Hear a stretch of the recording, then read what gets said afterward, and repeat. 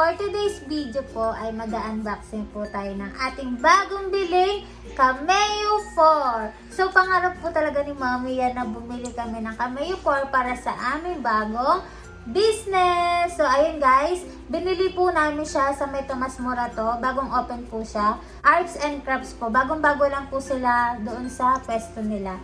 And ayun guys, ito po yung itsura doon.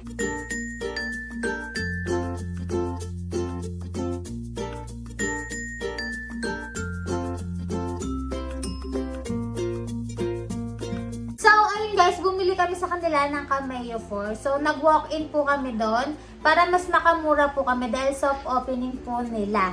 So, ayun guys, without further ado, let's start! So, ayun guys, so open na natin itong Cameo 4 na nabili namin. So, brand new po siya and ayan siya. Sobrang ganda niya. Color pink po pala yung pinili ko guys. Siyempre girl po tayo, kaya gano'n. So, open natin. May tagawa ko pa sa kabila. So, ito na po yung laman niya guys. May kasama po siya ganito. Ayan. And may free po siya bag. At andito po yung mga wear niya. Ayan. And ito po isinama na po namin sa pagbili para magamit po namin mamaya. And meron na rin po siyang kasamang cutting mat na 12 by 12. At ito na ang pinakahihintay natin na Cameo 4. Tatanggalin natin ang ating tape. Tanggalin natin ang mga tape. Sobrang ganda niya, ganda na. So, syempre, bago natin siyang gamitin, tatanggalin po muna natin ang mga tape sa kanya. Tanggalin natin.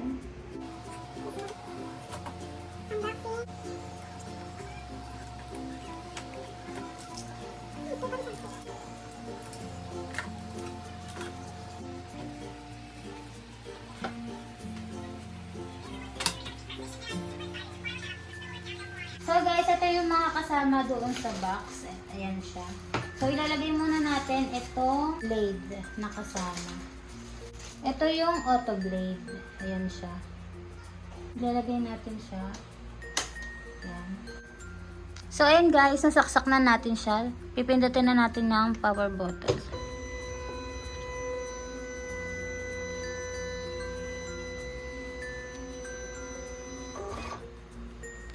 Ayan! So, ang gagawin natin guys ay i-connect na natin siya sa ating computer.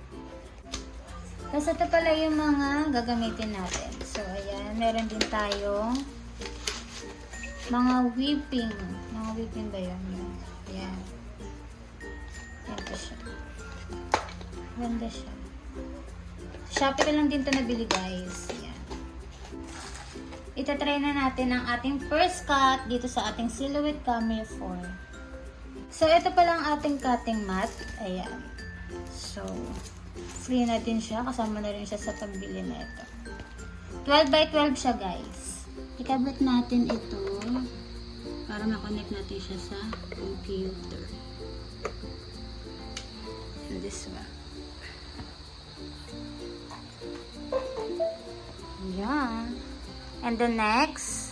So guys, i-try muna natin gumawa ng ating first cut. Gawa lang muna tayo ng square dito sa taas. Yan. Maliit lang siya. Para matry natin.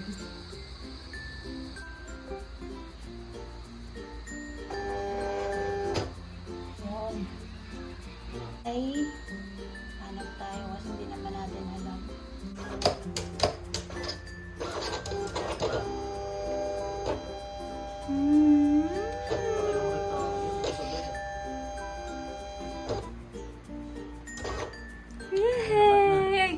That. Tapos iyan natin siya.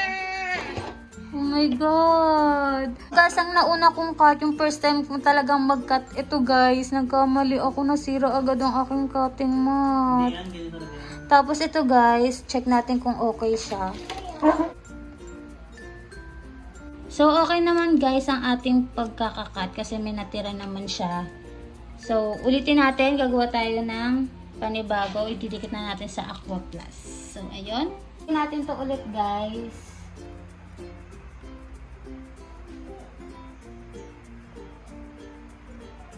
Ayan. Tapos, and i-edit natin dito guys ulit. Ito, design. Ang ilalagay natin, syempre gagawa tayo ng yasi. So, ito ay papalitan natin ng pangalan.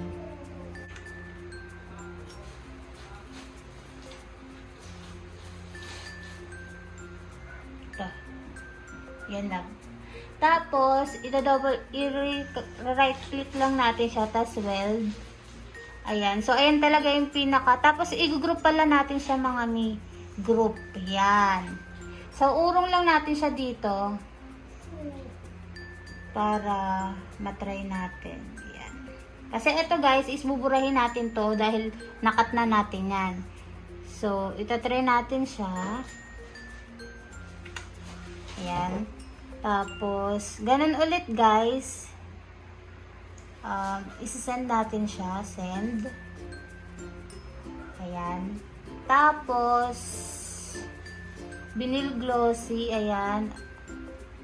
AutoCAD. Ayan. Auto blade. Tapos, forces is 2. Nakikita naman diba? Ay, depth is 2. Force 19. Passes 1. Speed is 2. So, ready na siya guys. Isasanda natin. So, isasanda natin. Then, punta na tayo ulit dito sa ating send.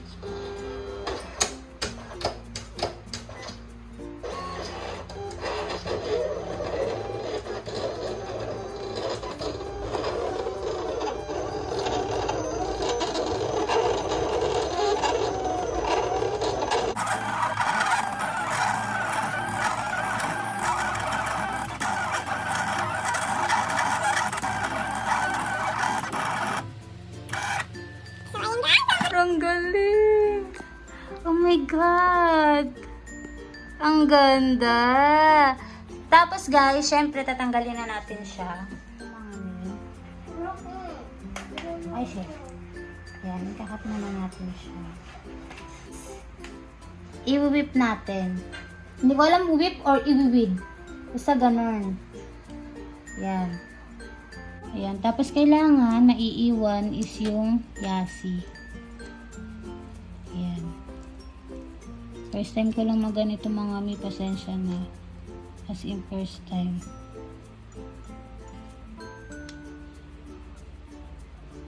Aray. Sunod, itong namang A.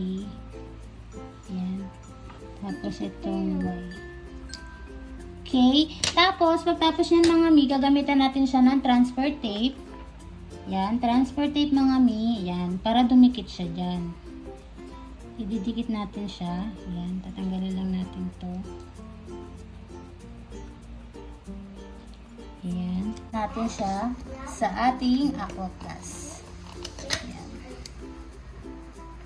Yan siya mami. So, kailangan matanggal natin ng ating yan. Ay! Kailangan tumikit talaga siya ng todo-todo para hindi siya yan. So, ganito siya mga mi. Yan. So, ang gagawin na natin guys is ididikit na natin siya dito sa Aqua Plus. So, yan siya. Didikit na natin. Yan.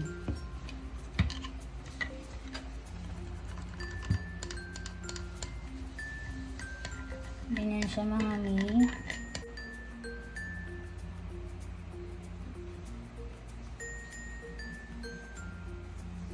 So, ayan. Ganda! So, ayun guys, tapos na po namin i-testing ang aming Cameo 4. So, nakakatawa dahil sobrang ganda po ng kinalabasan. Pakita mo to anak sa kanila. Sobrang ganda po. Di ba? Nung una guys, kinakabahan pa ako kasi nga syempre nagkamali na. Sabi, cutting mat siya na cut. And, ayun, nag-try pa ako ulit. So, ayan, ang ganda-ganda niya. So, kahit may makulit na bata, gora pa din. So, ayun guys, hope you like this video guys. And sana may natutunan kayo. So, sa susunod guys, is mag-upload pa tayo ulit about sa Cameo 4. Para syempre yung iba rin guys, is matutunan din nila kung paano gamitin. Lalo na first time. Katulad ko, sobrang first time ko talaga. So, ayun, nagtanong-tanong lang din ako kung ano ang dapat i-settings. And, ayun naman guys, nakuha ko naman ang tamang settings. And, sa susunod guys, papakita ko naman sa inyo kung paano naman sa sticker. Kasi itatry ko muna siya ngayon at hindi ko muna siya i-vlog. Dapat kasi medyo alam ko na kung paano ko gagawin or i-video kapag papakita ko na sa inyo yung sa sticker paper. Kasi medyo mahirap doon sa sticker paper kasi magpiprint pa. So ayun guys, hope you like this video guys. And super happy po ako guys kasi nakagawa na kami ng one! Yay! So, thank you for watching guys! Bye-bye! Bye-bye.